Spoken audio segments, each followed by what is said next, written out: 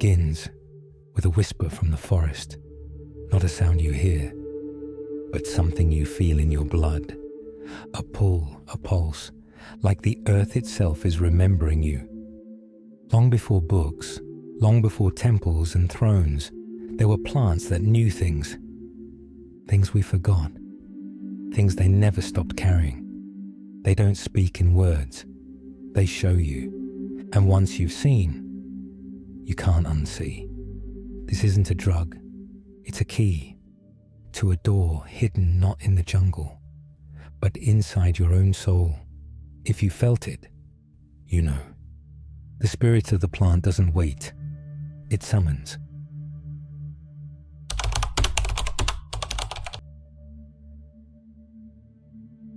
Before words, before history, the plants were speaking, not with voices like ours, but with a language older than thought, a rhythm pulsing through root, stem, and soul.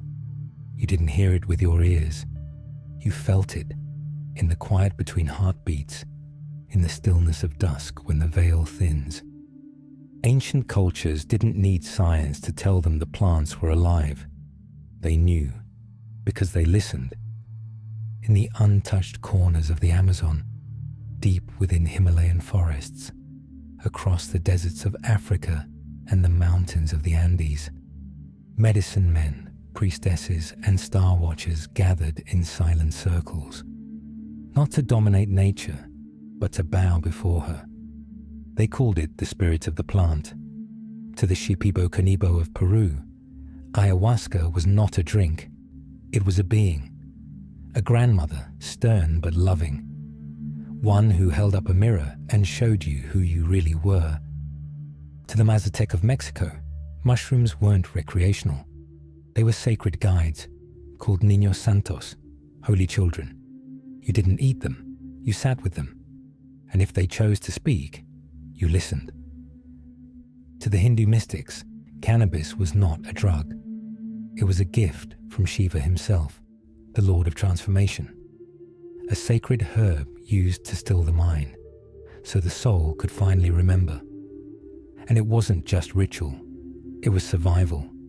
These plants opened portals, not to escape the world, but to understand it, to see the architecture of spirit, the blueprint behind the veil. But over time, something changed. The whisper of the plant was buried beneath concrete and commerce, rewritten as poison, demonized, outlawed, and forgotten. Not because it was dangerous to the body, but because it was dangerous to the system. Because these plants don't make you easier to control, they make you aware. And awareness, that's the one thing the machine can't digest. So ask yourself, why have ancient cultures for thousands of years, across oceans, timelines, and traditions, all honored these same plants with reverence and ceremony? What did they know that we've forgotten? If you're quiet enough, if you're open enough, you just might start to hear it. The plants never stop speaking, we just stop listening. What if we've misunderstood them entirely? Not just misunderstood, but misnamed, misjudged, and misused. Psychedelics, hallucinogens, narcotics, drugs. Language loaded with fear, a tool designed to sever us from the truth. Because what if they were never meant to be recreational? What if they weren't escapes, but initiations? Long before Western medicine carved the mind from the soul, ancient civilizations walked a very different path. One where sacred plants weren't taken, they were received. Where altered states weren't feared, they were revered. Where consciousness wasn't medicated into silence, it was expanded into communion. The Eleusinian mysteries in ancient Greece, rites so secret that speaking of them meant death, were said to be powered by a psychoactive brew called kikon. Initiates included Plato, Pythagoras, and Socrates. What did they see in those ceremonies? And why did the rites vanish just as empire rose? In India, the ancient Vedas speak of Soma, a divine drink that connected priest and god, a plant said to hold the elixir of immortality. Some believe it was derived from psychoactive mushrooms, possibly Amanita muscaria. But it's more than speculation. It's myth passed down as memory. In the Amazon, ayahuasca isn't taken lightly. It's not a weekend thrill. It's a discipline, a purification, a dialogue. The shaman drinks not to escape, but to enter into a contract with spirit, to be shown truth, no matter how uncomfortable. They call ayahuasca la purga for a reason. It strips you bare. In indigenous North American cultures, the peyote ceremony is a spiritual rite of passage. The plant isn't a high, it's a mirror. It shows you the shadow. It demands reverence. You don't use it casually. You come with prayers, with humility, with songs. Even today, in modern clinical research, we are beginning to see ancient wisdom confirmed. Studies from Johns Hopkins, Imperial College London, and UCLA have shown that substances like psilocybin and DMT have the capacity to not only rewire the brain, but to instill lasting emotional healing, ego dissolution, and what patients describe as spiritual rebirth. These aren't party drugs, they're portals. So why are we told they're dangerous, that they're addictive, harmful, or corrupting? Because in a society built on distraction, stillness is a threat. In a system that profits off your pain, healing is rebellion. What if these plants aren't opening us to fantasy, but to reality? What if their visions are not delusions, but revelations? Not everyone is ready to walk through that door, but those who do never come back the same. They don't say, I tripped. They say, I remembered who they were, where they came from, and what's really real. Not drugs. Teachers. Before there were scrolls, before temples of stone or written gods, there was only earth, only stars, and the whispers that rose between them. The first medicine men didn't learn in classrooms. They didn't memorize. They didn't theorize. They listened to the wind in the trees, to the cry of the owl, to the quiet hum pulsing from beneath the soil. And they heard something else. The voice of the plants. Shamans, perhaps the earliest human spiritual guides, didn't see themselves as healers in the way we do now. They weren't priests, not prophets. They were bridges, translators, interpreters of nature's invisible language. And at the heart of their practice were the plants. In cave sites dating back over 6,000 years, archaeologists have found evidence of psychoactive plant use. Peyote buttons, psilocybin mushroom spores, traces of cannabis burned ceremonially. These were not accidents. They were rituals, carefully cultivated, handed down through vision, not doctrine. In the Siberian tundra, shamans drank reindeer urine, yes, urine, to consume filtered Amanita muscaria without the toxic effects. They claimed it opened gates to other worlds. And when you listen to their songs, their rhythms, they don't just tell stories, they call something in. Among the Shipibo of the Peruvian Amazon, ayahuasca ceremonies are encoded with Icaros, sacred healing songs. But these aren't written down. The songs are received in trance. The shaman doesn't compose them. The plants teach them. The Bwiti tribe of Gabon uses the iboga root to strip the initiate of ego, to journey into ancestral memory, and to return as something new. Reborn, not metaphorically, but spiritually, practically, tangibly. These early shamans weren't hallucinating. They weren't escaping. They were connecting. They didn't believe the plants caused visions. They believed the plants removed the veil. modern Western science is only beginning to catch up. In 2019, a study published in Frontiers in Psychology explored the consistent visual and emotional themes reported in ayahuasca experiences and found parallels across continents, cultures, and even timelines. Different people, different languages, but the same messages, the same symbols. How is that possible? Unless the source is shared. The modern mind says, that's just chemicals. But the ancient mind knew better. It's not the chemistry that speaks. It's the consciousness behind it. These shamans weren't drug users. They were travelers, navigators of the soul. They didn't escape the body. They deepened into it. They didn't fear death. They studied it. And they didn't pray to gods in the sky. They learned from the spirits growing in the soil. The first doctors didn't write prescriptions. They drummed. They fasted. They listened. And in the silence, the plants replied. Can a forest think? Can a flower feel? Can the roots beneath your feet dream in ways you can't yet understand? For most of modern history, we've treated plants like passive decor, background life, silent, motionless, unaware. But now, even science is starting to whisper otherwise. In the 1970s, Cleve Baxter, once a polygraph expert for the CIA, hooked a galvanometer up to a houseplant. He wanted to see if it would register anything when watered. But something stranger happened. When he merely thought about burning one of the leaves, the plant responded. Its energy spiked, as if it felt fear, as if it knew. At the time, it was dismissed. Pseudoscience, they said. Anthropomorphism. But the questions wouldn't die, and slowly, new evidence started to grow. In 1997, Suzanne Simard, an ecologist studying forests in British Columbia, discovered something hidden beneath the soil.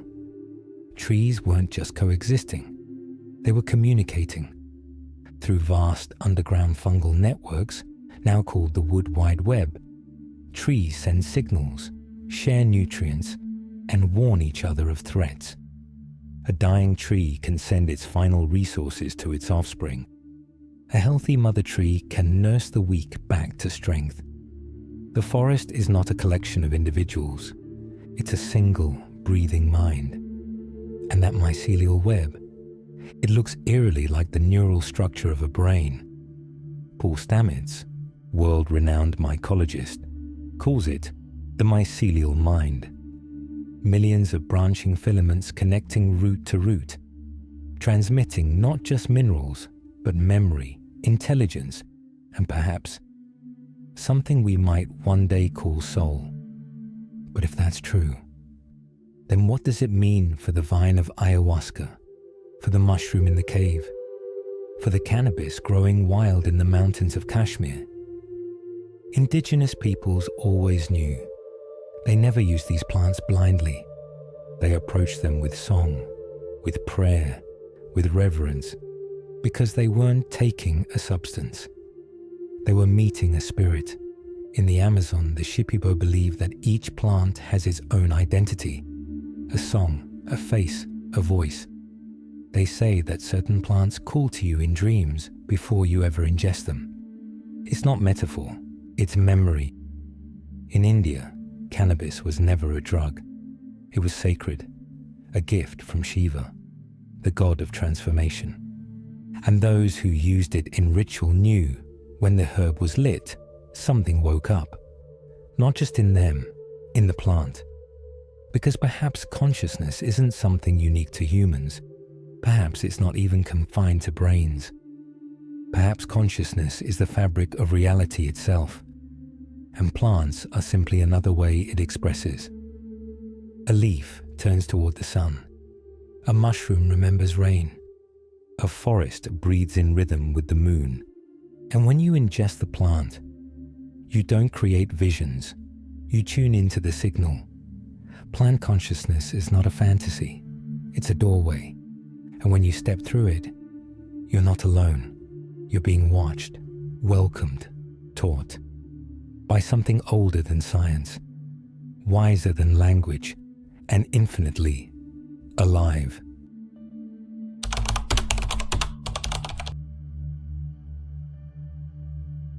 Deep within the temples of ancient Egypt, beneath vaulted stone ceilings etched with stars and gods, the air once carried a different scent. It was not incense as we know it, not sandalwood, not myrrh, but a curious, sacred smoke, rich, earthy, unmistakable. Cannabis.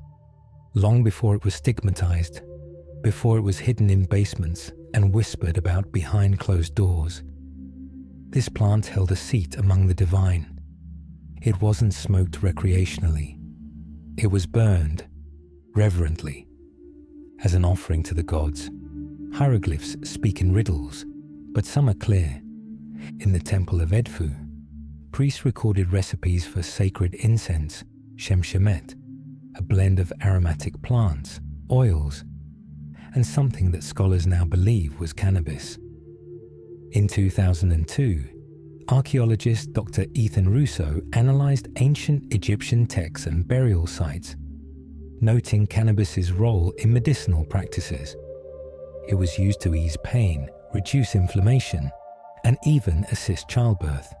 But that was just the surface, because the most potent use wasn't in the body, it was in the soul. In Thebes, the temple of Karnak stood as a gateway between worlds. When the priests entered trance, it wasn't through chants alone, it was through smoke. The ritual was precise. Cannabis was blended with other entheogenic herbs, burned in golden censers, and allowed to drift upward, toward the ceiling painted with Nut, the sky goddess. The priests inhaled not with the lungs, but with the spirit. They believed the smoke carried their prayers. But more than that, it opened their minds to receive the answers. In those moments, gods weren't just ideas, they were presences.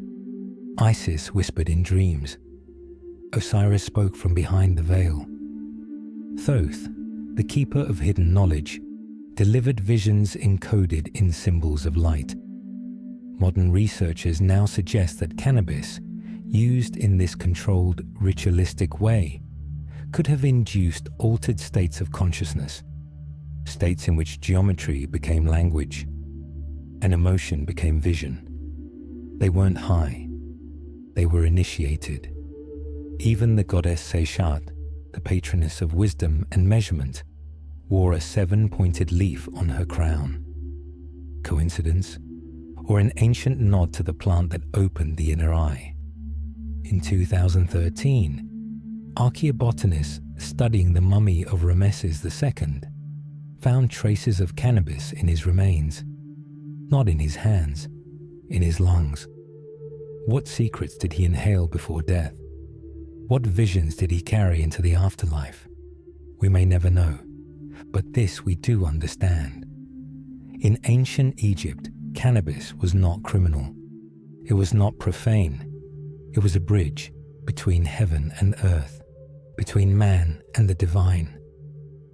And as the sacred smoke curled through temple halls, it reminded those who walked in linen robes and golden collars that there is more to life than logic, more to truth than what can be touched. There is knowing that must be felt. There are messages only plants can deliver. And when cannabis burned in the temples of Egypt, the gods listened. And sometimes they answered. Deep in the emerald heart of the Amazon, where rivers twist like serpents and the canopy hums with unseen life, there grows a vine, not tall, not colorful, but ancient and awake. Its name is Ayahuasca, translated by shamans as La Liana de los Espíritus, the vine of souls. To the untrained eye, it is a tangle of roots and bark. To the initiated, it is a gatekeeper, a spirit elder clothed in plant skin.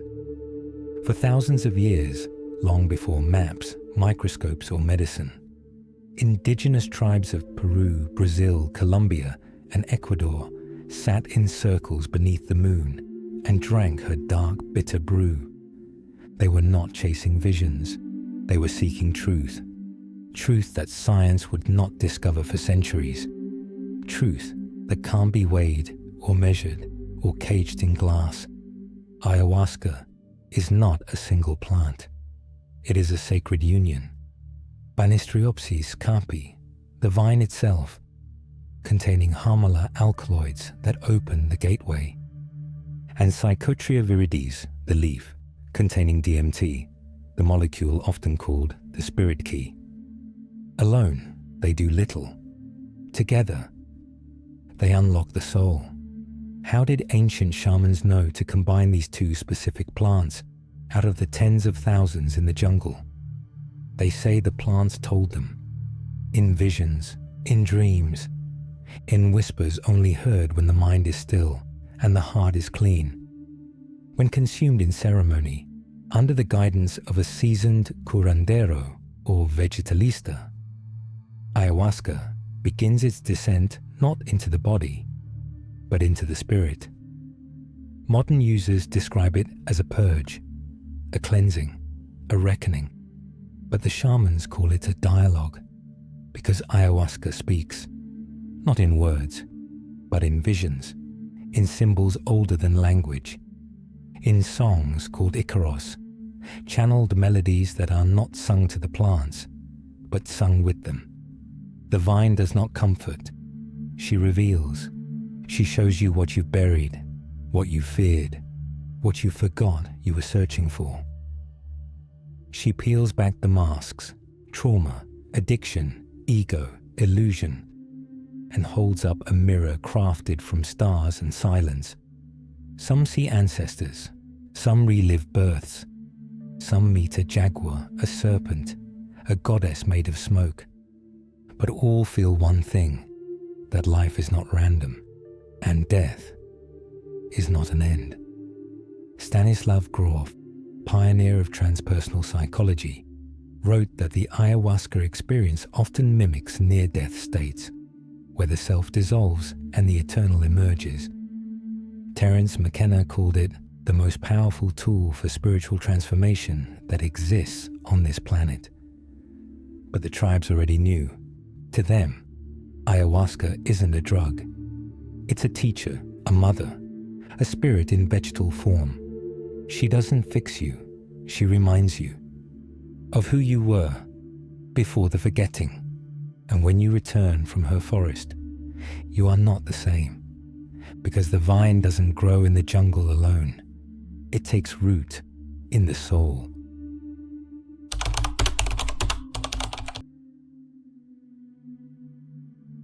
It was called Soma.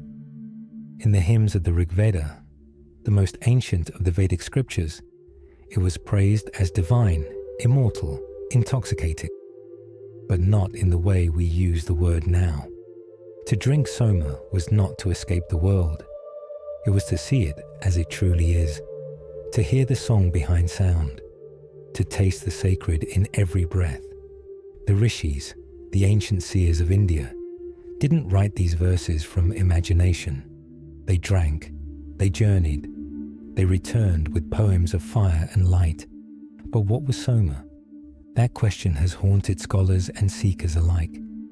Some say it was a mushroom. Others believe it was a plant now lost to time. A few claim it was not one thing at all, but a shifting spirit, an essence that revealed itself to those who were ready. And perhaps that's the point. Soma was never just a substance. It was a portal, a key, a teacher. In the Rig Veda, Soma is not described like wine or ale. It is called the child of the waters, the golden one, the god who climbs into the sky. It speaks, it heals, it awakens. It is said that the gods themselves became immortal through it. Even Indra, the thunder-wielding warrior god, drinks Soma to gain the strength to slay demons. This wasn't intoxication, it was initiation, and it wasn't secret. Soma was central, offered in ceremony, chanted into, consumed beneath the stars. It was seen as a sacred marriage between earth and heaven, where the plant became voice, the drink became light, and the soul remembered. Some researchers point to Amanita muscaria, the red-capped mushroom with white spots, known for its psychoactive effects and mythological presence across cultures, from Siberian shamans to Norse tales. Others suggest it was a brew, perhaps mixing ephedra, poppy and honey. But each theory falls short, because Soma was more than chemistry. It was consciousness. It didn't just open the mind, it dissolved the illusion of separation. Over time, the knowledge faded. The ritual changed. The true recipe, if there ever was one, was lost.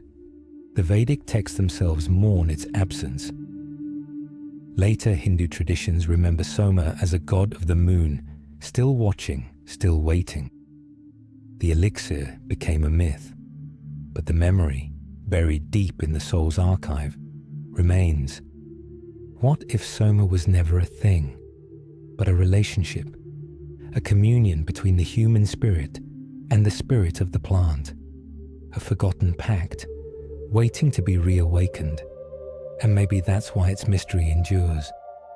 Because somewhere beneath the soil of time and translation, the whisper still echoes. Drink and remember.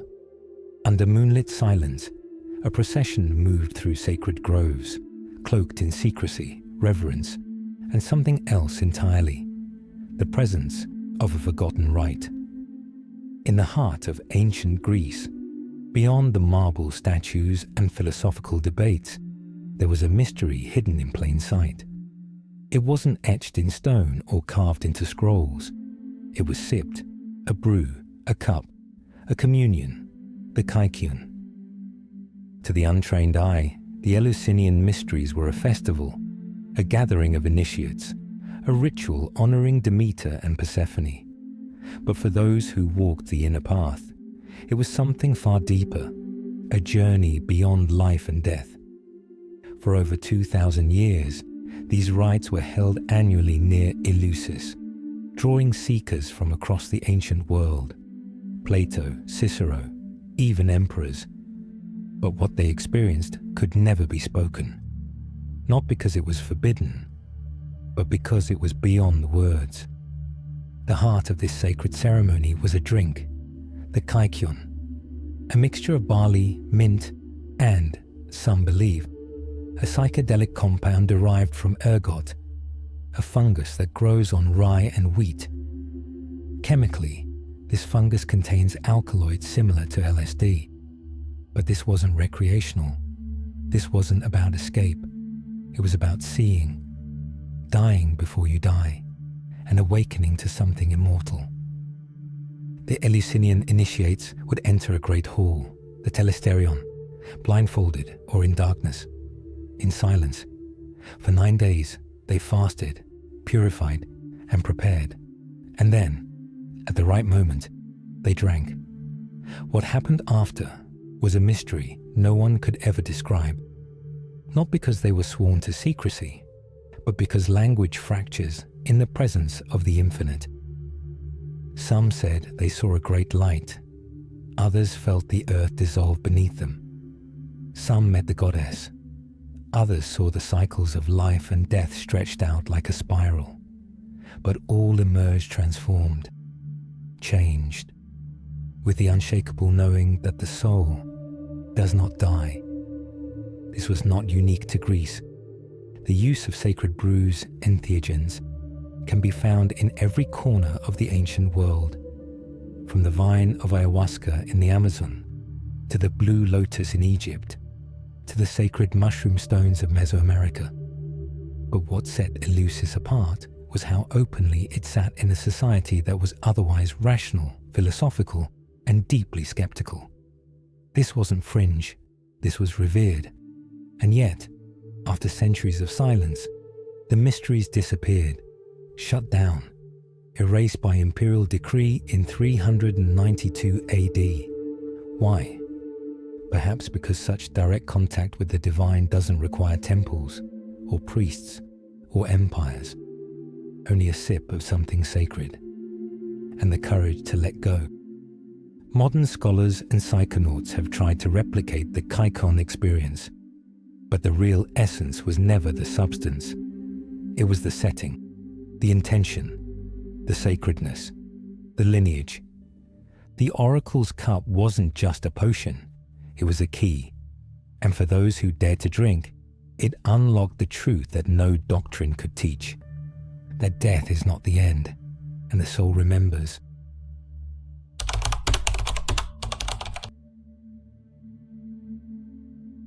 It doesn't hand you visions, it holds up a mirror.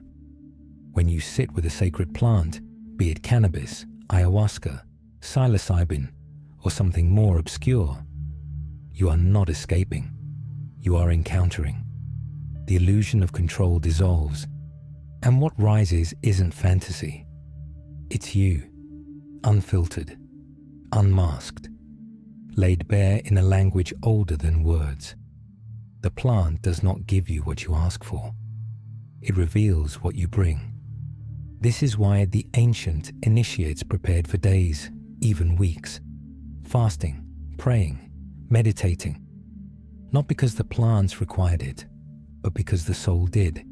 You cannot walk through the doorway of a plant's wisdom carrying the weight of lies and expect to find light. You'll find shadow first. You'll see the wounds you buried, the truths you've ignored, the emotions that hardened into armor. The plant doesn't punish, it reflects.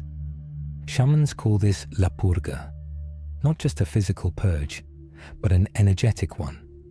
Ayahuasca, in particular, is famous for making the body release, but the real cleansing happens inside. You see the memory you denied, you feel the pain you numbed, you relive the moment you chose silence instead of truth, not to suffer again, but to finally release it. This is the sacred function of the plant. It doesn't entertain, it teaches. It doesn't lull you to sleep, it wakes you up. And often, the first thing it wakes you to is discomfort. Because we don't walk into these ceremonies as blank slates. We carry stories, patterns, fears. The plants, with their sentient intelligence, amplify what's already there. If you come with desperation, you may meet chaos. If you come with openness, you may meet grace. But either way, you'll meet yourself. In many traditions, the plant is seen as a mirror spirit, not a hallucination, but a magnification. It brings the unconscious forward. Like a river dredging up silt from the bottom, it shows you what you've been avoiding. And for some, that's terrifying. For others, it's liberation. Modern neuroscience now affirms what shamans have always known. Psychedelics quiet the default mode network, the part of the brain that maintains ego identity.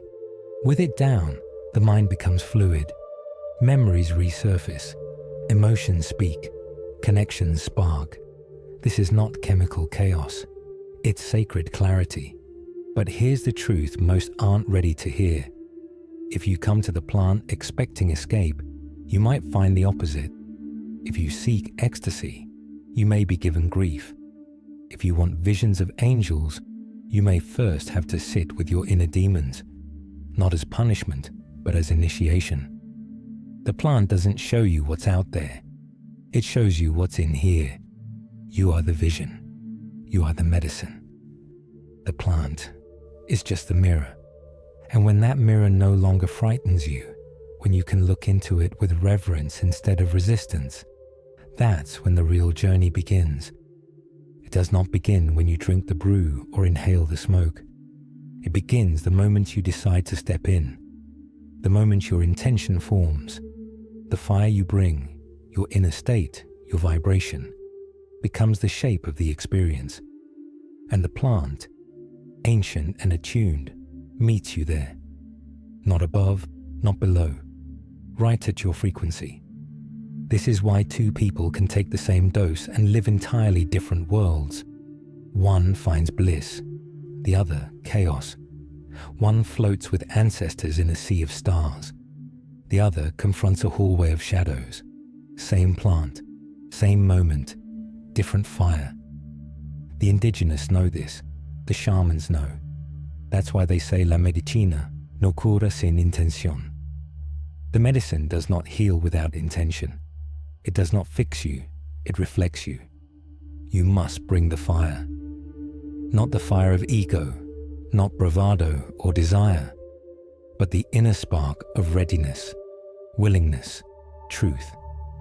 This is the secret initiates whispered in the temples of old, that the experience is not something the plant gives.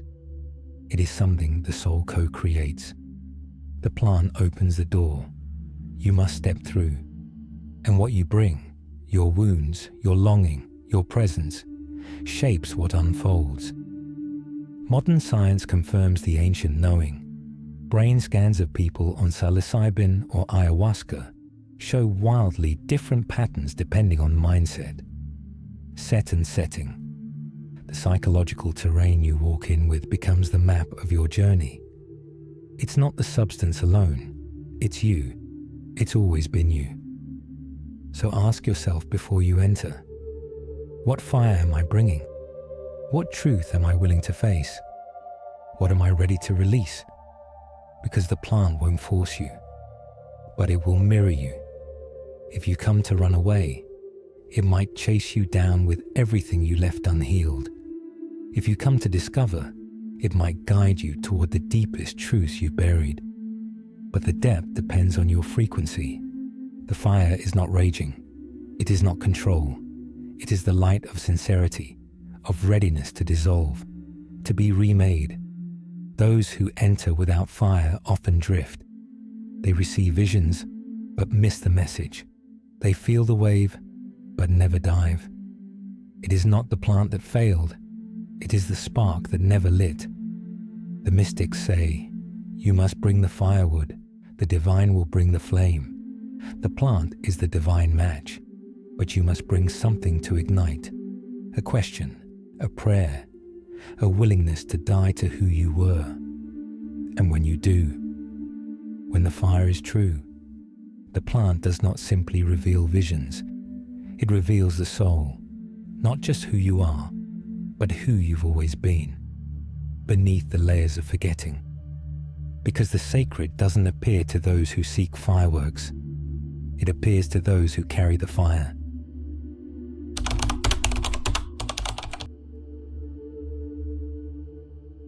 What we often call a bad trip isn't bad at all.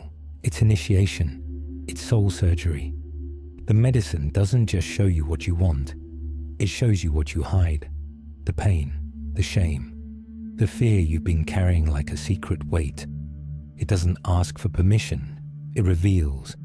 And sometimes that revelation hurts. You might cry for hours without knowing why.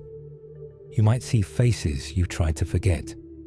You might feel your body crumble in the visions, dissolving into shadow. But what if that's not a breakdown?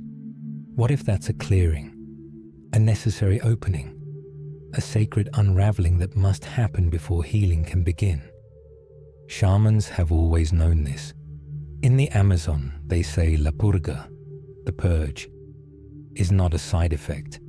It's the medicine working, the vomiting, the weeping, the shaking. It's the soul pushing out what it can no longer hold. The grief that was never grieved, the trauma that was buried, the wound that never closed. The plant doesn't cause the pain. It shows you where it already lives inside you. To Western minds, this is terrifying. We expect healing to be gentle, linear, logical. But in the sacred traditions, the wound must open before it heals. There's no shortcut, no bypass, no spiritual high that skips over the work. The dark night of the soul is not a detour. It's the doorway. Carl Jung wrote that one does not become enlightened by imagining figures of light, but by making the darkness conscious. Psychedelics, in their raw, unfiltered state, are masters of this truth. They do not flatter. They do not soothe.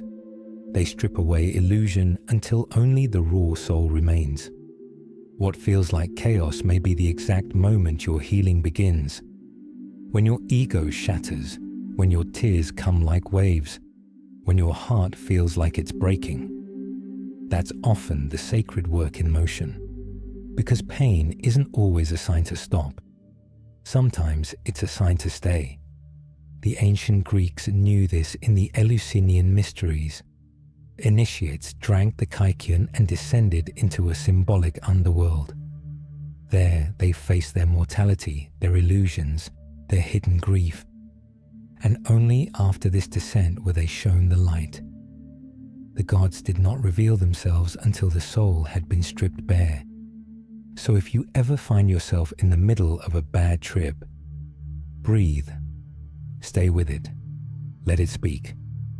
Let it break what needs breaking. Don't run. Don't resist. Because what feels like death might be the start of rebirth. You are not being punished. You are being purified. The medicine is not cruel. It's exact. It knows where the wound lives, and it walks you to it. Not to hurt you, but to free you. The wound opens before it heals. And sometimes the darkest journey is the one that finally brings you home. The first thing that blooms isn't always the light. Sometimes it's the shadow. Long before bliss arrives, before the visions of sacred geometry or ancestral messages whisper through the trees, there is something darker, something raw. Discomfort, confusion, fear. These are not signs that something's gone wrong. They are signs that something ancient is being stirred awake. When we enter sacred communion with the plant spirits, with ayahuasca, with psilocybin, with the vine, the leaf, the mushroom, we are not taking a shortcut to enlightenment. We are stepping into a forge. And the fire does not start with peace. It starts with everything that's been buried. The truth is, the soul doesn't evolve by being comforted. It evolves by being cracked open. That tightness in your chest, the waves of nausea, the sudden grief that floods you like a memory you don't remember. All of it is the soul beginning to release. The shadow that blooms first is not the enemy. It's the echo of all you've suppressed. In ancient traditions, the healers would often say the plant will show you what you need, not what you want. You may want clarity, you may want beauty, but what you need may be something else entirely. An encounter with your rage, your wounds, your shame, your forgotten voice. The roots must be pulled up before the flower can grow. Carl Jung understood this when he taught about the shadow. The unacknowledged parts of ourselves that run the show from behind the curtain. The plant medicine doesn't eliminate the shadow. It introduces you to it. It says, look, witness, integrate. And in doing so, something begins to shift. The discomfort, when faced with courage, becomes a revelation. You begin to see that what once scared you was actually just unloved. The monster in the vision was your pain asking to be seen. The chaos was your psyche rearranging itself. The trembling was your body letting go of what it was never meant to carry. The shadow blooms first, because only in the darkness can you see what needs light. You might cry, you might scream, you might be silent for hours. This is the medicine reshaping you. Trust it. Let the shadow rise. Let the storm move through. You are not losing yourself. You are shedding the masks that once hid you from yourself. And after the shadow, something else emerges. A stillness, a knowing, a deeper breath. Healing isn't always loud. Sometimes it's just a soft voice inside that says, now I understand. The deepest healings do not begin in pleasure. They begin in discomfort, because that's where the truth lives. And the plant, she does not lie. She takes you inward, not away. And on that sacred path, the first bloom is not always light, but it is always necessary. The shadow blooms first, and from that darkness, the light remembers how to find you.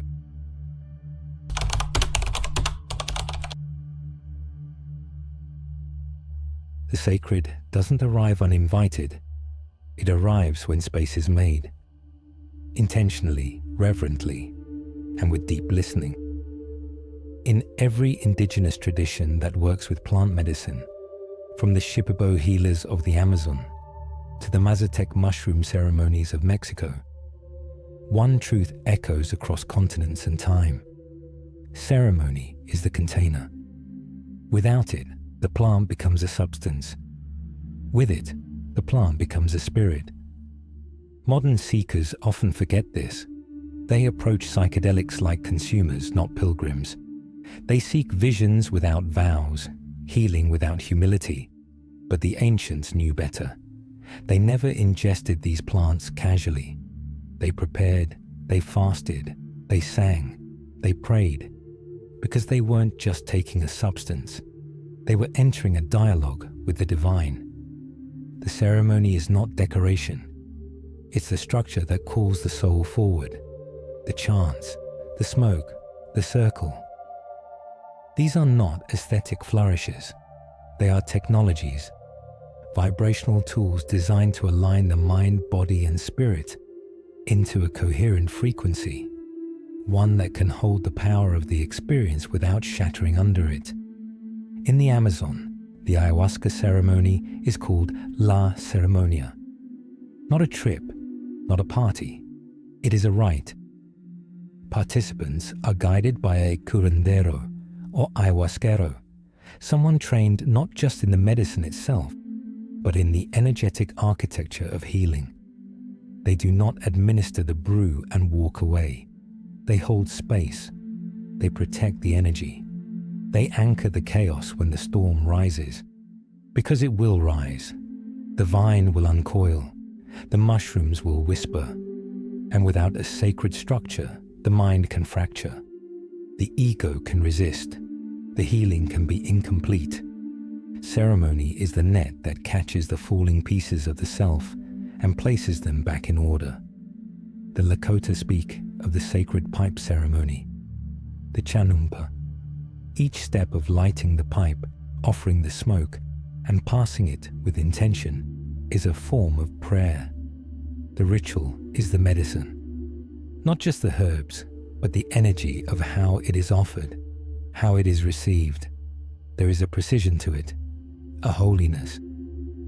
When you consume a sacred plant without ceremony, it's like stepping into a temple with your shoes on, shouting over the silence. You might still catch a glimpse of the divine, but the spirit won't stay. Not because it punishes, but because it waits for invitation. Ceremony is how we say, I'm ready, I'm listening, I'm here not to escape, but to return. It doesn't have to be elaborate. A candle, a song, a prayer whispered to the leaves, but it must be real. It must be anchored in respect, because without a container, energy spills. Without intention, healing drifts. The plants were never meant to be consumed alone. Not in shadowed bedrooms, not in reckless gatherings, but in sacred space, with sacred presence. Ceremony is the container. The medicine doesn't just work in silence, it sings. In the deep jungles of Peru, when the ayahuasca begins to flow through the body, the shaman doesn't speak, he sings. These songs are not performances. They're not melodies learned by ear. They are transmissions, energetic codes woven into sound. They are called Icaros, and they are not sung to the spirit of the plant. They are sung with it. Across indigenous cultures, music has never been entertainment. It has always been invocation. The drumbeat that mimics the pulse of the earth, the chant that matches the rhythm of breath, the rattle that calls attention to presence. These are not tools of distraction. They are tools of transformation. In Shipibo tradition, each Ikaro is specific. A song for purging, a song for protection, a song to guide the soul through the inner jungle. These aren't generalized hymns. They are precise, and they shift in the moment, because the shaman listens, not to the person's words, but to their energy, and the song becomes a map, a vibrational compass that steers the spirit back toward alignment. In the Mazatec mushroom ceremonies guided by Maria Sabina, the sacred language wasn't Spanish, it was poetry. Songs offered in the native tongue, layered with metaphors, not to confuse but to bypass the mind. Because the mind analyzes, but the soul listens, and music is the soul's first language. Science is only now beginning to glimpse what the ancients knew intuitively. That sound reorganizes matter. Cymatics shows us that vibration can shape sand into sacred geometry. Imagine then what sound does inside the human body, how a drum beat, a breath, a note can reorganize trauma, dislodge grief, open forgotten doors in the psyche. The Dagara of West Africa say every person has a song, and part of healing is remembering it. In plant ceremonies, that remembering often returns. A melody not learned but awakened.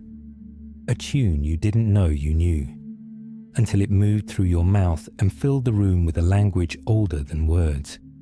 Even modern practitioners who sit with medicine report that spontaneous toning, humming, or even full songs will rise during the journey. They're not trying to perform, they're channeling, because the plant, when received in sacred space, tunes the body like an instrument, and sound is what it plays. Why? Because trauma lodges in the body not just as memory but as frequency. And to release it, sometimes you don't need to talk. You need to tune.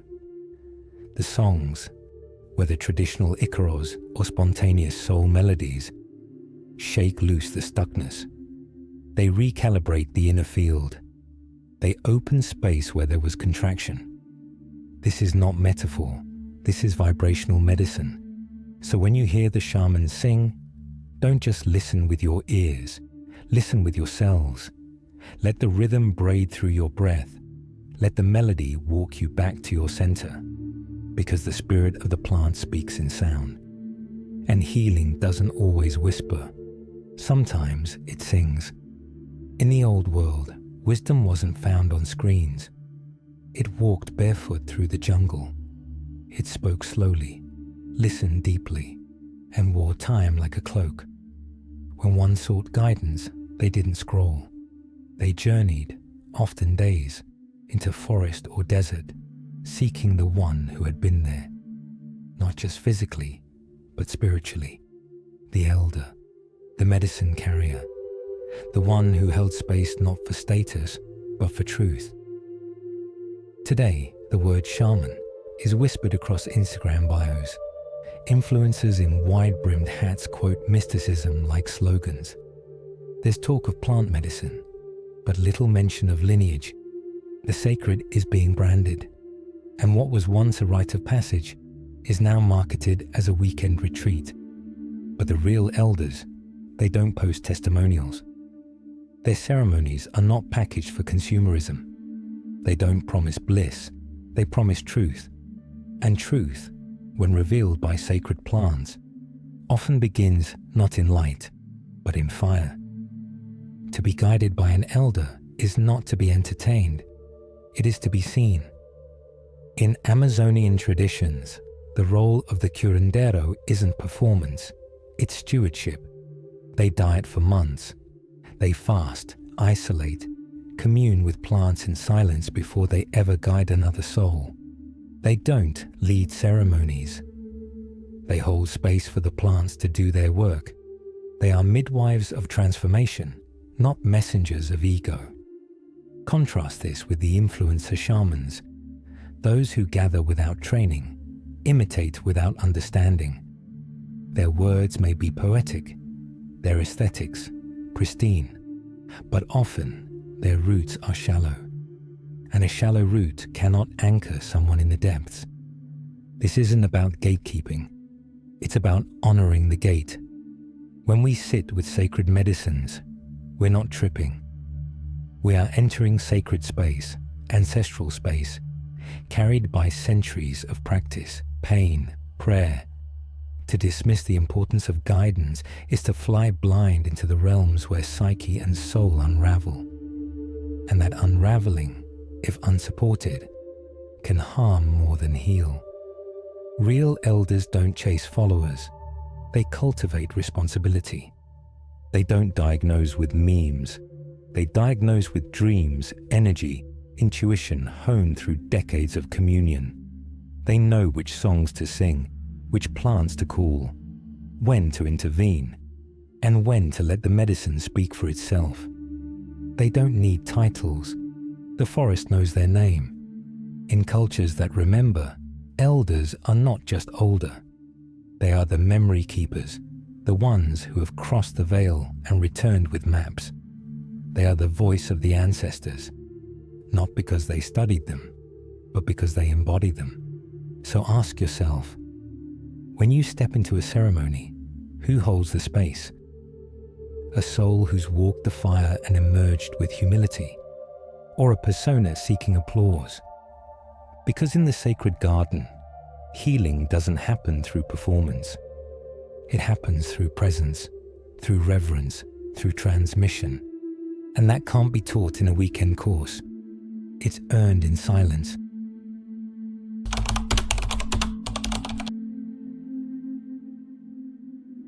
It sees you before you even sit down, before the brew touches your lips, before the smoke spirals in the air. The plant has already read your frequency, your fears, your fractures, your intentions. Not the ones you say out loud, but the ones you try to hide. Because you cannot lie to a teacher that speaks in vibration. In the ancient traditions, they knew this. They prepared not with playlists and mood lighting, but with honesty, with days of fasting, cleansing, prayer. Not as ritual for ritual's sake, but as a declaration, I'm ready to be seen. But in the modern age, many approach the sacred like a shortcut, seeking clarity without humility, wanting bliss without the burn. We treat these ancient allies like tools for productivity, or trophies for the ego to collect. But the plant doesn't care what you want to achieve. It cares who you're willing to become. And it will test that, because the plant is alive, not just biologically, spiritually. It's not a substance. It's a presence, a consciousness, one that listens not to your words, but to your state. If you come armored in performance, it feels it. If you sit in ceremony to prove something to someone, it knows. And if you come unprepared, pretending surrender while secretly resisting, it will show you not the light, but the mirror. This is why some experiences feel like battles, not because the plant is punishing, but because it's piercing. It strips illusion layer by layer until only the truth remains. The truth you buried, the grief you numbed, the pattern you swore was healed but never really faced. You can't fake readiness. You can't bypass surrender, not here. The Shipibo Shamans speak of the spirit of Ayahuasca as a serpent, not to frighten, but to signify precision. It winds through the psyche, finding what is out of tune, what is held, what is false, and then it brings it forward, not with cruelty, but with clarity. You ask to awaken, then the price is truth. This doesn't mean you must be perfect, but you must be honest. With yourself first, with the wounds you carry, with the parts of you that still fear, still doubt, still ache, because only what is acknowledged can be alchemized. And the plant, it meets you there. If you come with reverence, it embraces you. If you come with ego, it humbles you. If you come pretending, it unravels you, so that something real can be rebuilt. This is why the ancients called these plant teachers, not tools, because the lesson isn't always gentle, but it is always sacred. So when you enter the ceremony, ask yourself, are you here to escape the truth or to become it? Because the plant already knows, and it will respond accordingly.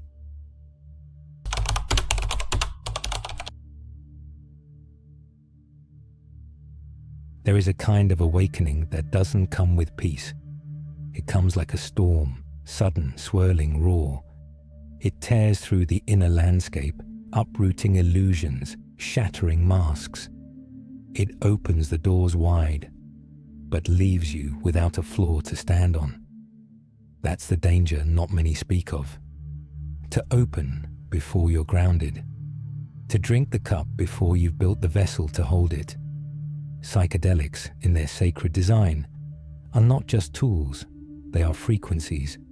They don't merely alter perception, they dismantle it. The filters fall, the veils lift. You see beyond the world. But what anchors you to it? In ancient traditions, this was never a solo pursuit. The elders knew that unlocking the door to other realms without first fortifying the spirit could be catastrophic. A plant journey wasn't just ingestion, it was preparation, dieta, fasting, prayer, alignment. Why? Because if the energy body isn't rooted, then the visions, the downloads, the expansions can unmoor the soul. Modern seekers chase experiences. They want the fireworks, the visions, the aha moments. But the real question is, can you hold what is shown to you? A premature awakening isn't enlightenment, it's exposure. It's standing in the storm naked, without a compass. You may glimpse the divine, yes, but if your nervous system isn't regulated, if your energy field is cracked, that glimpse can become a haunting instead of a healing. This is why some return from journeys fragmented, scattered, euphoric one moment, despairing the next, because they went high without learning how to come back down. Grounding isn't just a spiritual buzzword, it's a frequency discipline. It's the process of harmonizing your body with your insights, your actions with your visions. Without it, integration becomes impossible, and the plant's message, once beautiful, begins to echo in confusion. This is why elders spoke of sacred containment, why they sang the Icaros, why they blew tobacco smoke over the crown, why they used drums, rhythm, and silence to call the soul back into the body, because consciousness is like electricity. It needs the right circuit to flow without burning out the system. We live in a time where many are awakening too fast, too wide, too soon. And the symptoms are everywhere. Anxiety, detachment, a sense of floating above one's life. It feels like freedom, but it's often disassociation. And the plants, they don't want that for us. They want embodiment. They want presence. Because the point is not to escape this world. It's to return to it. Transformed, yes, but rooted. The highest visions are meaningless if they don't ripple into how you walk, how you speak, how you love. So before you open the portal, ask, can I hold the light? Can I hold the shadow? And most importantly, can I hold myself? Only then does the plant become a path, not a plunge. Every portal is a threshold, but not just to light, not just to healing. A portal is neutral. It doesn't judge what enters or what is drawn near. And so, when we step into altered states, when the veil thins and the senses expand beyond the body, what we attract is not based on what we hope for, but on who we are in that moment. This is what the ancients knew, and what modern seekers often forget. The unseen is not just peace and presence. It is layered, vast, populated by forces, some luminous, some deceptive, some simply curious, spirits, thought forms, echoes of the astral, energies unbound by the rules of the physical world. They respond not to your words, but to your frequency. When you open a door with medicine, cannabis, ayahuasca, mushrooms, or any sacred plant, you are signaling beyond the veil. I am awake, I am listening. But what hears you depends on what you're emanating. If you carry fear, you may attract tricksters. If you carry unresolved grief, you may call in echoes of loss. If you radiate love, you may summon guides. It's not punishment, it's resonance. This is why ancient traditions emphasize cleansing, not just the body, but the aura, the intention, the space. The curanderos of the Amazon sweep with branches to clear stagnant spirits. The shamans burn palo santo or copal, not for scent, but for energy. The altars are prepared with respect, not ritual for ritual's sake, but because the unseen watches how you enter. Respect is a shield.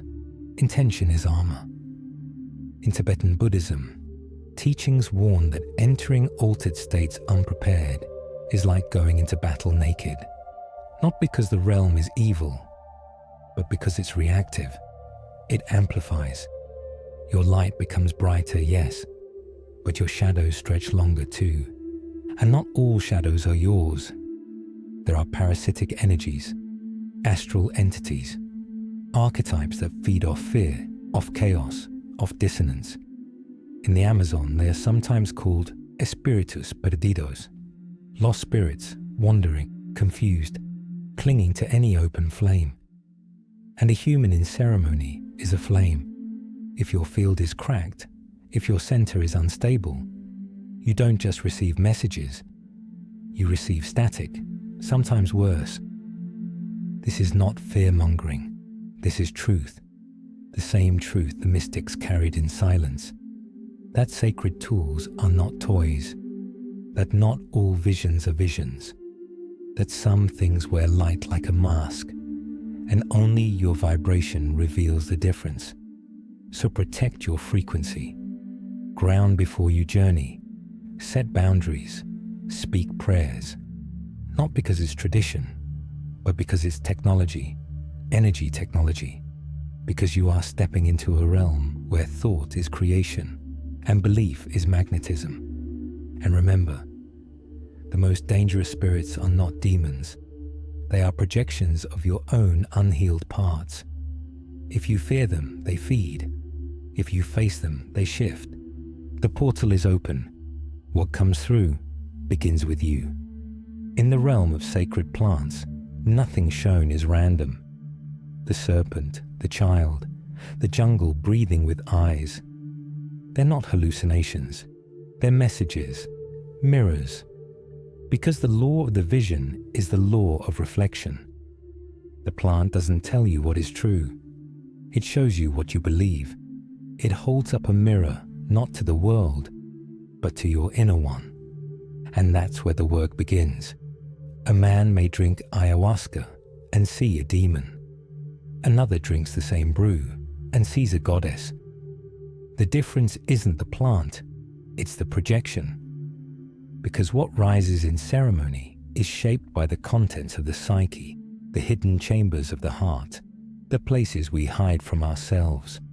The plant simply reveals them, dressed in metaphor, clothed in symbol. That terrifying face staring back at you in the dark. It may not be an entity. It might be your anger personified. That tender child, not a vision of someone else, but the part of you still waiting to be held. The serpent, not evil, but transformation. Ancient in every tradition from Kundalini to Mesoamerican law. The mirror reflects not what you want to see, but what you need. This is why the visions are never universal. One person's jungle is another's cathedral. One person's silence is another's roar. The setting, the guide, the medicine, All influence it. But the deepest influence is your own energy field. You walk in with guilt, you may meet judgment. You walk in with surrender, you may meet grace. You walk in with pride. The mirror might shatter that first. And the deeper law behind it all is this: what you resist persists. Try to run from a vision and it will chase. Try to deny its message and it will scream. But turn toward it. Ask it what it is here to show you, and the face will change. Because every shadow in the mirror is a teacher waiting to be recognized. This is not new wisdom. The Hermeticists taught that all is mind. The Gnostics spoke of kenosis, emptying oneself to see what remains. Even Carl Jung, without plants, understood it. He said, "The unconscious is not just evil by nature, it is also the source of the highest good." Psychedelics don't bypass the unconscious. They open the floodgates to it. And what a person sees in those floodgates is always themselves in disguise. The hardest truths are the ones hidden in the most beautiful images. And the most healing visions often arrive wearing a mask of fear. The plant doesn't lie, but it doesn't speak in facts. It speaks in symbols, archetypes, resonance. It speaks in the soul's own forgotten language. And when you finally understand it, when the tears fall, when the laughter comes, it isn't because you saw something new. It's because you saw yourself clearly, maybe for the first time. The plant is not the mirror. You are. And the vision is your reflection. The true ceremony doesn't end when the plant wears off. That's where it begins. Because healing is not in the vision. It's in what you do after you've seen it. Too many mistake the high for the healing. They chase the flash, the colors, the cosmic laughter. But without integration, the experience is just sensation, like lighting fireworks in the dark and then forgetting what they illuminated. Intoxication is easy. Integration is sacred work. Ancient cultures never consumed these plants casually, not because they were afraid of them, but because they revered what came next. After the vision came the silence. After the ceremony came the practice. What was revealed in one night could take years to live, because true healing isn't what happens in the vision. It's what you embody in the days, months, lifetimes that follow. You might see a forgotten memory, but have you spoken the apology that healing demands? You might feel divine love, but have you changed how you love others? You might face your shadow, but have you forgiven the part of you that hid? This is the path of integration. The returning to life with eyes newly opened, not to escape, but to walk differently. Is the echo of the plant moving through your words, your relationships, your decisions? If you keep treating your body the same, if you keep reacting the same way, if your heart still refuses to soften, then what was the point? The elders say, the plant gives you a map, but it doesn't walk the path for you. Too often, people return again and again to ceremony, seeking a new high, a better answer, a brighter light, all while avoiding the very steps the last journey asked them to take. That is not medicine. That is addiction in sacred clothing. And the spirits know the difference. If you do not integrate the truth you've seen, the plant will show it again, louder, darker, more chaotic, not as punishment, but as compassion, until you listen, until you live it. Modern science is catching up.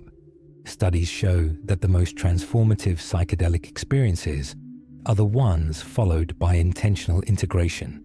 Journaling, therapy, changed habits, community support. Neuroplasticity spikes for weeks after ceremony, but without direction, the rewiring collapses. A revelation without integration becomes a burden. Something that once lifted you now weighs you down with guilt for not following through. So the question is not, what did you see? It's, how has it changed your life? Because real medicine doesn't just open your mind. It reshapes your behavior. It breaks your cycles. It refines your path. And if it doesn't, it was never healing. It was a high. And highs fade. But healing, true healing, roots itself in how you love, how you listen, how you live. The plant gives you the mirror. Integration is how you become what you saw.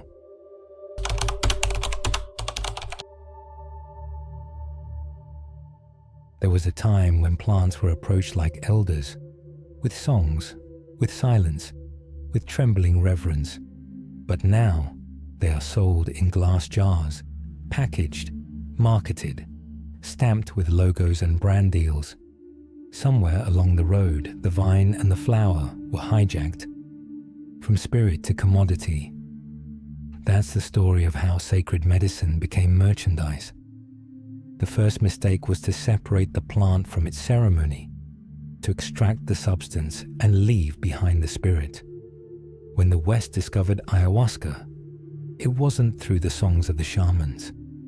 It was through documentaries and tourist flyers. And when they embraced cannabis, it wasn't for its wisdom. It was for its profit margins. We took the sacred and sold it. Once, the vine was brewed only by trained curanderos after decades of apprenticeship. Now it's available in weekend retreats with tiered pricing. Once, the plant was kept in temples, guarded by priests and mystics. Now it's grown in warehouses under fluorescent lights, trimmed by machines, and promoted on social media with catchy slogans. Psychedelics weren't meant to be marketed, they were meant to be met. And when you market medicine, you change its meaning. The plant doesn't just enter your body, it enters your culture. And when that culture is built on speed, consumption, and distraction, even the most sacred things lose their soul. What began as tools for awakening have become tools for escapism. What once led people inward now often pulls them outward, into identity, performance, lifestyle branding. Plant medicine influencer, shamanic content creator. We've built empires on sacred soil without asking permission from the roots. The wisdom of the Amazon was never meant to become a global business model. The chants of the Andes were not created to fill Spotify playlists, and the ancient mycelial network wasn't waiting for Wall Street. This isn't to shame the modern seeker, it's to remind us where the medicine came from and why it was once kept hidden. Because when sacred knowledge enters an unsacred system, it becomes distorted.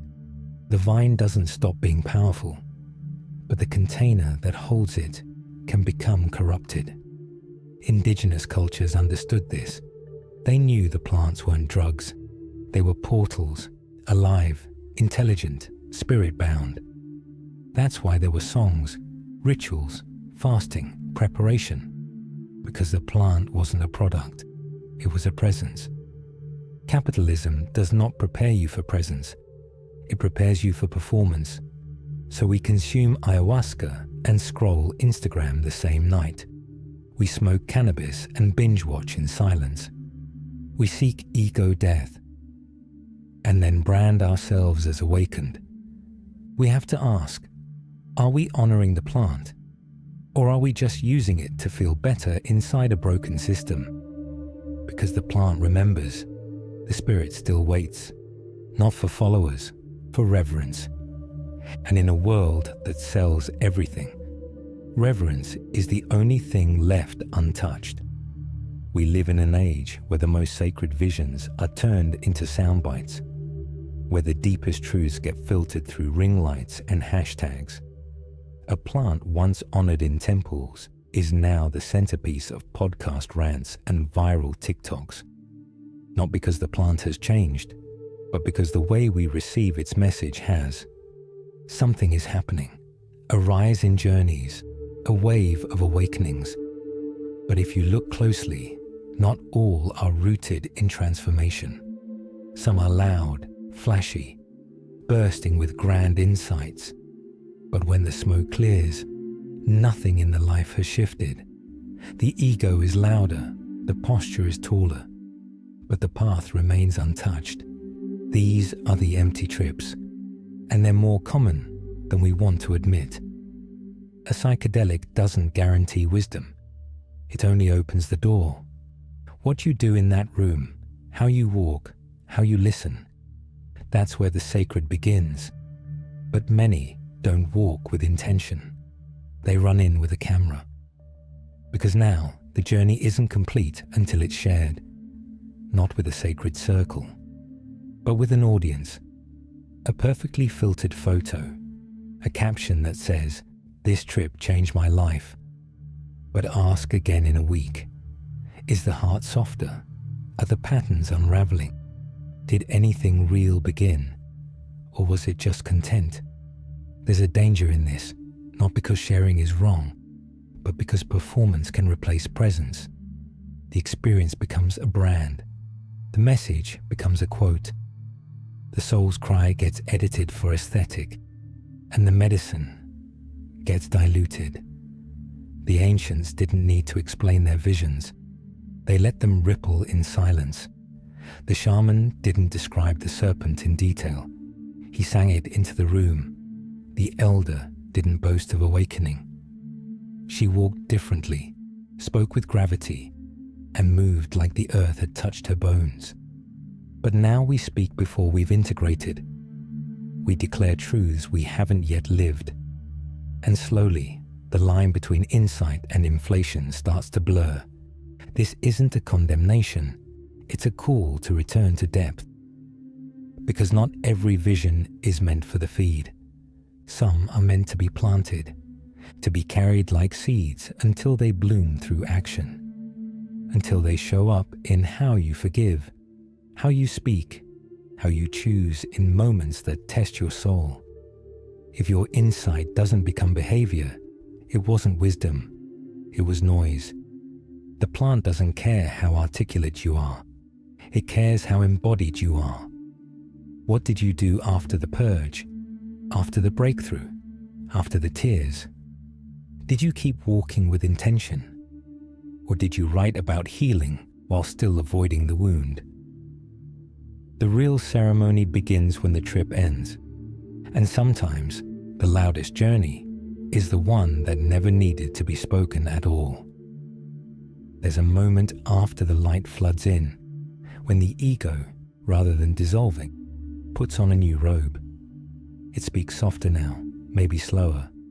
It says words like frequency and vibration, but it's still the ego.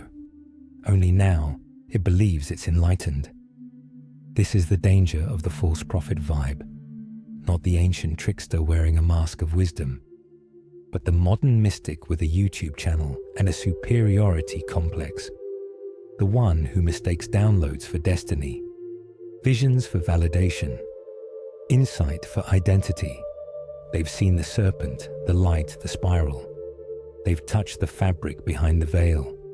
But rather than letting that truth humble them, it inflates them. They become the messenger and forget the message. Psychedelic ego is tricky like that. It whispers, "You've been chosen." It says, "Others don't get it like you do." It nudges you to teach before you've healed, to lead before you've integrated, to preach while still bleeding from a wound you haven't even named. And in the echo chamber of spiritual clout, it works. People follow. They like the sound of confidence wrapped in cosmic metaphors. They confuse charisma with depth. They confuse certainty with awakening. But real wisdom rarely shouts. It listens first. There's nothing wrong with sharing the path.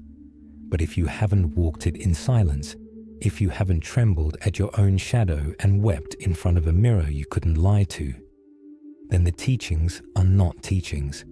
They're projections. And projections carry residue. You feel it. That vibe that says, "I'm awakened," and you're not. The energy that subtly creates hierarchy. the guru energy that never kneels, never questions, never admits they're still learning. But the most awakened beings you'll ever meet are the ones who never claim to be. They don't need the label. They show it in how they sit in discomfort, in how they speak to the person cleaning the floor, in how they hold space for silence, not needing to fill it with cosmic poetry. They don't weaponize the sacred. They embody it. Because plant medicine doesn't crown leaders, it reveals what was always there, or what still needs to be cleared. So ask yourself, do they guide from experience or from ego? Do they open doors or create followers? Do they invite you deeper into yourself or into their orbit? A true teacher points you inward, and if you find yourself speaking as if you've arrived, pause, look again. The path never ends. The spiral keeps spiraling. There is always more shadow to embrace, always more humility to uncover. The plants do not give power. They show you how you've been misusing it. And in that realization, the real work begins, not to become a prophet, but to become more human, more honest, more aligned. Because in the end, the deepest wisdom doesn't need a spotlight. It needs a heart willing to be seen, even when it's not perfect, especially when it's not.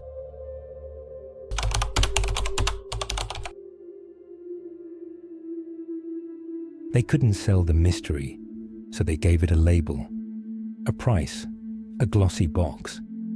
The sacred was never meant to be branded, but branding is what this world understands. Somewhere between the jungle and the shelf, between the altar and the influencer, the sacrament was rewrapped. Words like wellness, experience, microdose, and mind hack replaced ceremony, spirit, and surrender. The vine became a trend, the mushroom a product, the plant a commodity.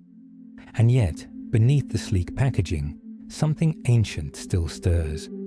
Indigenous tribes didn't take these plants for productivity, for performance, for optimization.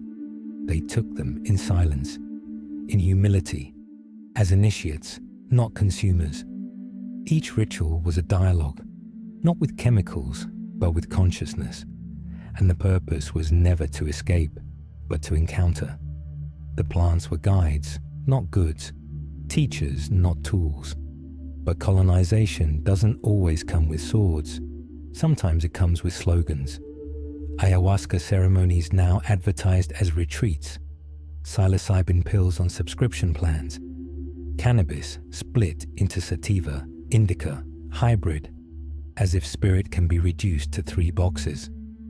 The Western mind dissected what was once whole, analyzed what was meant to be felt, and monetized what was meant to be honored. And in doing so, it lost something vital. Because when you strip the sacred from the sacrament, what remains is a shell. The ritual becomes a photo shoot. The insights, recycled quotes, the experience, another checkbox in the wellness routine. But these plants were not meant to fit into your life. They were meant to change it, to upend it, to rewire the architecture of your soul. And here's the part they don't market. The plant doesn't care who you are on Instagram. It doesn't care about your follower count, your curated brand, your enlightenment aesthetic. It cares about truth, about resonance, about readiness.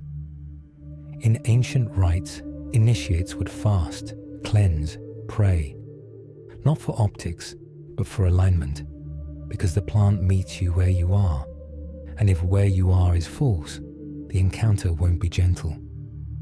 Today, we've tried to sterilize the wild, to make sacred things safe, palatable, profitable, but the medicine doesn't work that way. It isn't here to entertain, it's here to initiate. And still, beneath the noise, it waits. In the forests, in the temples, in the silence between thoughts, waiting for those who remember, for those who are ready to sit with reverence, not a selfie, who know that the most sacred things can't be bought, only beheld, because the plant was never the product. The plant was the prayer.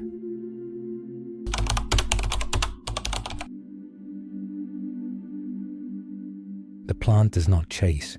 It does not demand. It does not try to convince you of its worth. It simply waits, rooted, still, ancient, because the plant knows what we've forgotten. Truth doesn't shout. It whispers. And if you cannot hear it, it is not because it is silent. It is because you are loud. Long before the first temple stone was laid, long before the first myth was etched in clay, the plant was here, watching, breathing, whispering its song into the wind and the rain. It taught the first mystics not through words, but through vision, through rhythm, through vibration. And those mystics, barefoot, silent, listening, remembered how to see without eyes and hear without ears. They didn't ask the plant for healing. They asked how to become healers. They didn't seek a shortcut to the divine. They sought to dissolve into it. But something shifted. Civilization grew louder, more distracted. The mystic path was paved over by systems. Doctrine replaced direct experience. And the plant, patient as ever, receded into the background, still present, still pulsing, but no longer heard. Until now, because something is changing. Again, the noise of the world has reached a deafening pitch, and many are turning inward, not out of trend, but out of necessity. They're waking from the dream of domination and control. They're remembering that the earth is not just dirt and resource, but teacher, that the sacred is not reserved for temples, it grows wild, hidden in leaves, coded into spores, carried on the smoke of burning resin. And the plant is still waiting. It never left. It has watched us chase gods, build empires, destroy forests, and fracture our own spirits. And still, it does not judge. It waits for the moment we return barefoot again, not as masters, but as students. The return of the mystics doesn't look like robes or chants. It looks like quiet reverence, like a person kneeling before a vine, not to harvest, but to listen. It looks like choosing ceremony over content, humility over hype, intention over escape, because the mystic path was never lost, only ignored. The plant doesn't rush your awakening. It knows awakening can't be rushed. It knows that insight born too soon turns into delusion. It knows that those who truly seek will come, eventually, empty-handed and open-hearted. And when they do, the plant will speak, not in human language, but in symbols, in feelings, in sacred discomfort, in the slow, steady breath of something older than time. And in that moment, in the stillness, after all the noise, the soul will remember, not a fact, not a teaching, but a frequency, the sound of the earth's first mystics sitting in circle, eyes closed, hearts open, listening, because the plant has always been patient. It is we who are learning to slow down. Ritual is not a performance, it is a remembering. Long before revolution was spoken in protest or etched into manifestos, it was whispered in circles of firelight. It was sung through the breath of ancestors, and it was rooted, always, in the sacred act of gathering, of offering, of sitting with the earth not as a commodity, but as a living altar. The world tells us rebellion is noise, but the ancients knew true revolution begins in silence, in the breath before the song, in the stillness before the leaf is touched. Ritual was never a luxury. It was the architecture of consciousness, the scaffolding through which humans interacted with the unseen, with the divine, with the plant. Today, we're told to ingest and move on, to buy the extract, take the trip, post the insight, But ritual interrupts that cycle. It slows the momentum of consumption. It says, this is not a product. This is presence. This is permission to meet the medicine not as something you use, but something you honor. In indigenous cultures, the ritual wasn't an accessory. It was the vessel that carried the experience. The songs sung before drinking ayahuasca weren't just pretty sounds. They were maps, frequency-based technologies designed to guide the soul through dimensions. The smudging, the invocation, the sitting in circle, these weren't aesthetic choices. They were psychic armor. They created sacred space where healing could happen safely. When we forget the ritual, we don't just disrespect the culture, we sabotage the medicine. Because the ritual doesn't serve the plant, it serves us. It prepares us. It humbles us. It disarms the ego and invites surrender. It says, you're not in control here. And that's the point. Ritual is the moment we say to the plant, I'm here, I'm listening, teach me. And in that humility, real transformation begins. In a world obsessed with shortcuts, ritual is a slow path, and that's what makes it revolutionary. It's a refusal to reduce sacred intelligence into chemical transactions. It's a return to reverence in a culture drunk on convenience. When you light the candle, when you sing the prayer, when you kneel before the vine or the mushroom, you are resisting everything modernity tried to make you forget. That you are part of something ancient, that healing is not a hack. It's a holy unfolding. That the plant is not your tool, it's your mirror. So when the next ceremony begins, whether alone or in circle, let it not be a checklist. Let it be a homecoming. Every gesture intentional, every breath a vow, every moment a bridge between you and the source through which the medicine flows. Because in this era of spectacle, noise, and disconnection, ritual is not nostalgia, it's revolution. The visions fade, the music stops, the fire goes out, and you return, or so it seems. But this is where most people make the mistake. They think the ceremony ends when the plant leaves the body. But that moment is not the end, it's the beginning. Integration is the real magic. The glow of a breakthrough is seductive. You feel lighter, wiser, open. But that's not the lesson. That's the doorway. What you do next, how you walk through your daily life after the experience, that's the ceremony that actually matters. The real work doesn't happen on the mat. It happens in traffic, in arguments, in silence. When the high has faded and your patterns knock on the door again. The medicine doesn't change your life. You do. The plant shows you what's possible. It lifts the veil. But it's you who has to choose to walk differently, to speak differently, to breathe with intention in moments where the old you would have reacted. Integration is taking the frequency of the ceremony and making it your baseline, not just your peak. And here's where the challenge comes in. The modern world has no patience for slow alchemy. It wants transformation fast and clean. But plant wisdom isn't like that. It comes in spirals, in echoes, in unexpected tears 3 weeks later when the insight finally lands, in choices that make no sense to the ego, but feel like truth in the bones. This is why the ancients didn't separate healing from living. The ceremony wasn't an escape, it was training for life. They had elders, councils, daily practices. There was space to digest the sacred. But today, most people go back to work Monday morning, chasing dopamine, scrolling, numbing, and wondering why the medicine didn't work. It did work, but integration was ignored. To integrate means to carry what was revealed, not just admire it. It means anchoring the vibration into relationships, habits, decisions, values. It means changing how you treat your body, how you speak to others, how you hold yourself when no one's watching. This is not as glamorous as visions.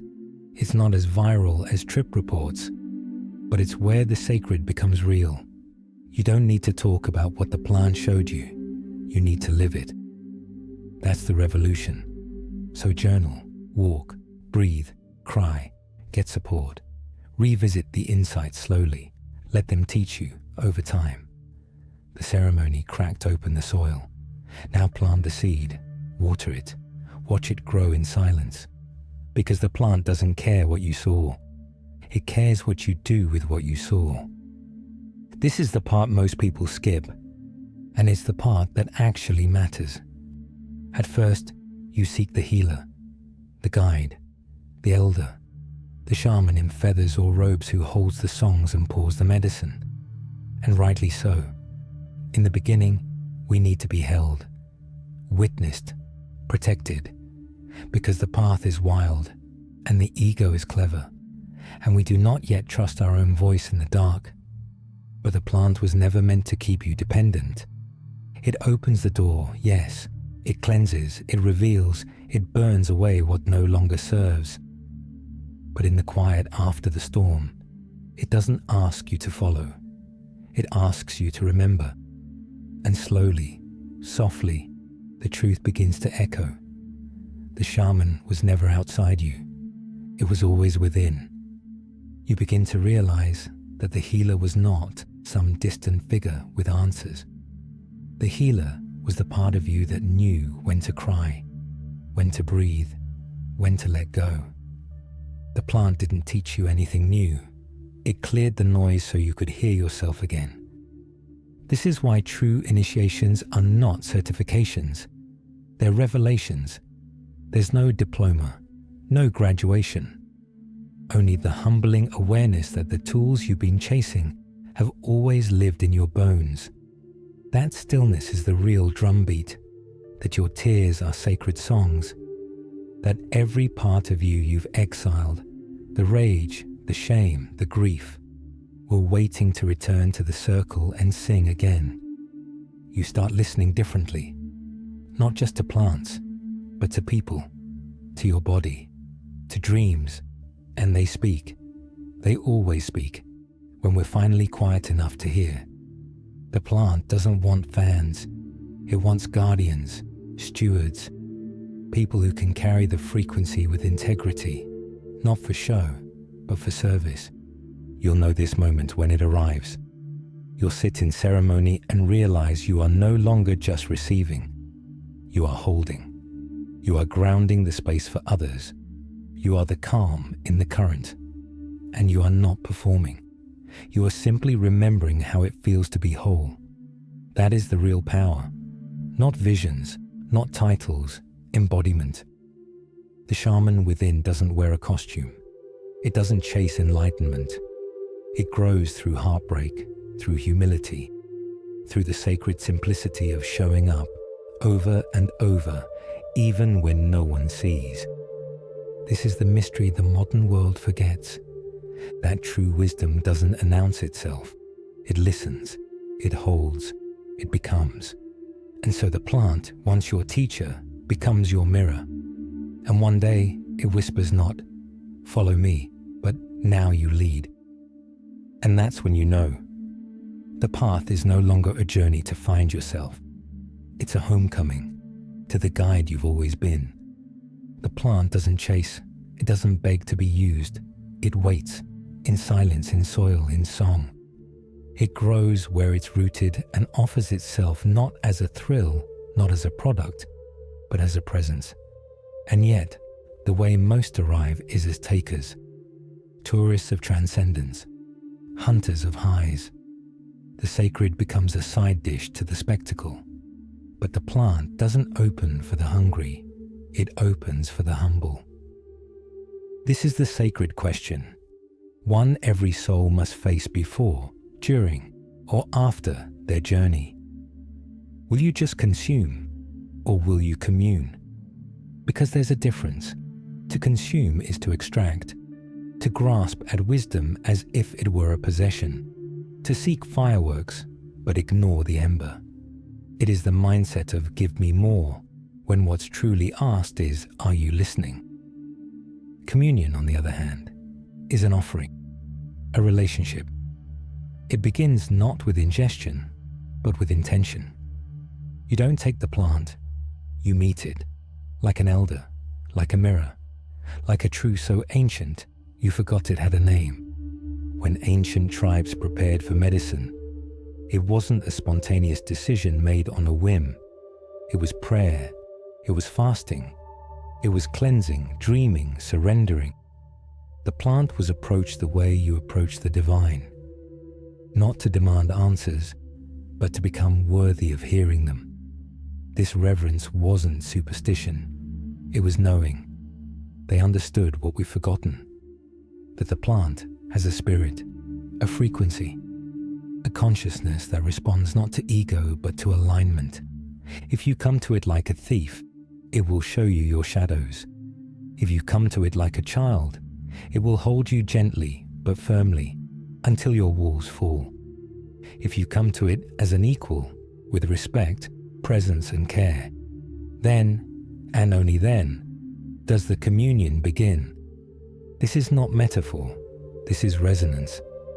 In indigenous traditions, they say the plant decides what you see, the vine chooses, the mushroom reveals, the leaf whispers only when it's safe.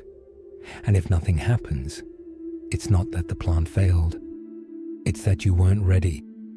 The true medicine is not in the chemical, it's in the relationship. So the question is not, what can I get from this? The question is, how must I change to be ready for what it offers? You don't own the experience, you dance with it. You don't walk away enlightened, you walk away emptied of what blocked the light from within. That's the paradox. In communion, the plant doesn't give you power. It shows you where you forgot you already had it.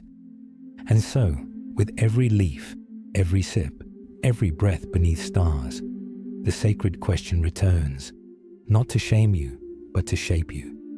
Will you consume, or will you remember how to listen? Because the plant is still waiting, and it always knows the difference. The ceremony ends. The fire dims, the cup is empty. The visions fade into silence. But the real journey is just beginning, because the spirit of the plant does not live in the jungle alone. It's not confined to temples or retreat centers. It's not locked in the leaf, the brew, or the powder. The spirit of the plant still lives, not in what you took, but in what you carry back. This was never about the trip. It was about the return. What did you remember? What shifted inside you so deeply that it could never unshift? That is the plant, still working, still speaking, still pulsing in your bloodstream, not biologically, but energetically. The medicine walks with you, in your silence, in your choices, in how you treat the stranger, in how you greet the sunrise, in whether you honor the promise you made in the middle of your most vulnerable vision. Did you mean it, or was it just another high? Because the plant remembers. It doesn't care how many journeys you've had. It doesn't care how many grams or ceremonies or teachers you've sat with. It cares whether you've listened, whether you've softened, whether you now walk the earth a little more open, a little more aligned, a little more in service to something greater than your self-image. This is where the spirit lives, in your integration, in how you tend your relationships, in how you speak to the inner child who once led you to the medicine in the first place, in how you meet discomfort, not as a curse, but as a doorway, in how you carry reverence, not in words but in presence. The ancient ones didn't just journey, they returned with medicine, not just for themselves, but for the tribe. That was the point. You did not drink to escape, you drank to become. And now, who are you? Because the world doesn't need more trippers, it needs more grounded mystics. more quiet ones who saw the light and chose to embody it. Not shout it, not sell it, embody it. The spirit of the plant still lives, not in your shelf of psychedelic books or your Instagram captions, but in the breath you take before reacting, in the patience you offer your partner, in the courage it now takes to live your truth. The plant was never the destination. It was the reminder. And now you carry it in your bones, in your choices, in your being. Every time you pause instead of rush. Every time you speak with love instead of ego. Every time you choose depth over distraction, humility over performance, embodiment over explanation, the plant lives again. This is not the end of the journey. It is the flowering of it. Because what the vine taught, what the mushroom showed, what the ancient ones whispered in chants and firelight, it wasn't for the vision. It was for this, for here, for now. And you, if you've listened, are now the vessel. The spirit of the plant still lives in you. If this awakens something in you, if the spirit of the plant stirred an old knowing in your soul, then this message found you right on time, because we are not here to consume content. We are here to commune with truth, to remember what we've forgotten, to return sacredness to what was never meant to be profaned. So if your path is one of remembering, if you feel the pull to keep walking deeper, not just into information, but into initiation, then this space is for you. Subscribe, not for entertainment, but for evolution. Comment, not for noise, but to share your truth, your experience, your medicine. Your voice matters here, and share this with the ones you know are ready, the ones who feel the call, but don't have the words yet. This might be the sign they've been waiting for, because together, we are rebuilding the temple. One story, one breath, one sacred remembering at a time. Thank you for walking with us. The plant knows who hears, and the spirit still speaks. SoulCreator and SoulWhisper, The Hidden Voyage. If this journey moves something in you, don't let it end in silence. Let it echo. Share it with someone still afraid to speak of death, still avoiding the mirror, still pretending time is infinite. Let this video be the hand you extend, the torch you pass, the doorway they didn't know they were seeking. Leave a comment, not just to speak, but to witness. What part of you is beginning to awaken? What have you been avoiding that now asks to be seen? And if your soul feels ready to keep walking, deeper, quieter, truer, then this is your place. Not just a channel, but a temple. Subscribe and join a circle of seekers who no longer run from the end because they've begun to live from it. We release these videos like offerings, each one a prayer, each one a mirror, each one a map to awaken before the end, to remember who you are beneath the name, to walk together toward what cannot die, one breath at a time, one truth at a time, one sacred step on the hidden voyage. SoulWhisper and SoulCreator. The Hidden Voyage.